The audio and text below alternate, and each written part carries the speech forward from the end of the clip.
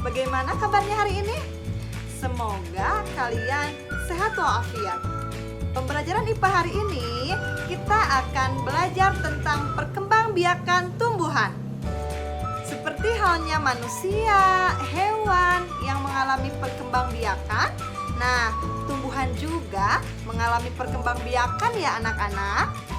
Yang pertama, kita akan belajar tentang perkembangbiakan tumbuhan. Perkembangbiakan tumbuhan terbagi menjadi dua jenis. Yang pertama, perkembangbiakan tumbuhan secara generatif. Apa itu perkembangbiakan secara generatif?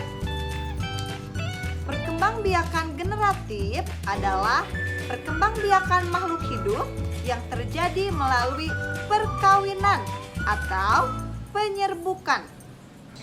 Yang dimaksud perkawinan dalam tumbuhan yaitu bertemunya sel telur jantan dan sel telur betina sehingga akan terjadinya penyerbukan. Yang kedua, perkembangbiakan tumbuhan secara vegetatif. Apa itu perkembangbiakan tumbuhan secara vegetatif? Perkembangbiakan tumbuhan secara vegetatif adalah perkembangbiakan makhluk hidup yang terjadi tanpa perkawinan atau tanpa penyerbukan. Nah, kita bahas satu persatu ya. Pertama, perkembangbiakan tumbuhan secara generatif. Nah, perkembangbiakan secara generatif itu melibatkan tumbuhan-tumbuhan yang berbunga. Jadi, perkembangbiakan secara generatif itu dialami oleh tumbuhan-tumbuhan yang berbunga. Jadi, tumbuhan yang berbunga akan mengalami perkembangbiakan secara generatif. Melalui apa? Yaitu melalui bunga. Nah, pada bunga itu terjadinya proses penyerbukan.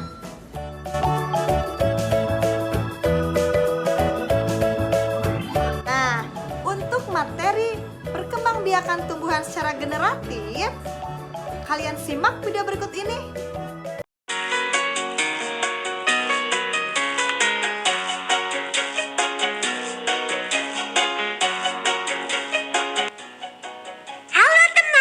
Coba perhatikan bunga-bunga ini, indah sekali bukan?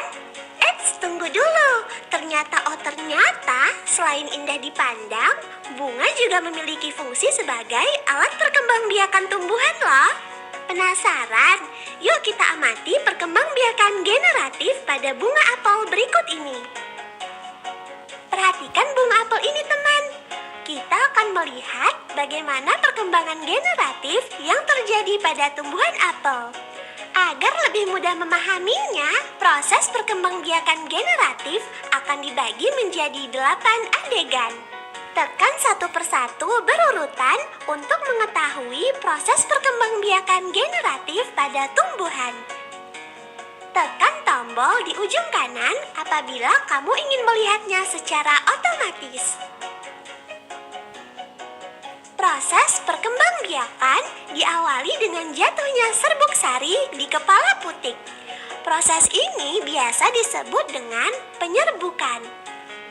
Serbuk sari kemudian berkecambah membentuk bulu serbuk sari. Di dalam bulu serbuk sari tersebut terdapat 1 inti vegetatif dan 2 inti generatif. Selanjutnya, bulu serbuk sari membentuk saluran menuju ruang bakal biji dengan inti vegetatif sebagai penunjuk jalan. Setelah sampai di dalam bakal biji, maka inti vegetatif akan mati.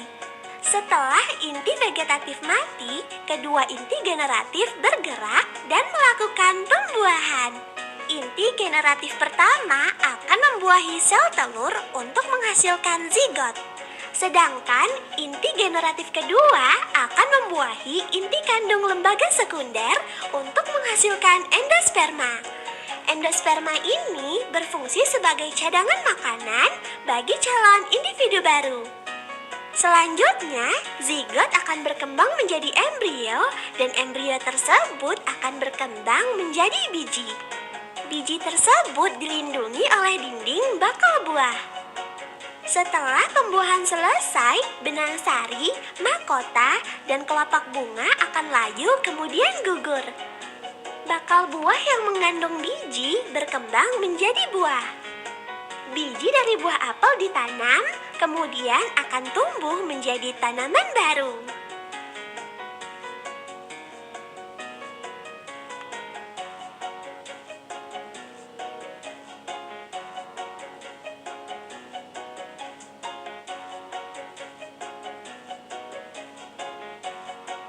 Bagaimana anak-anak?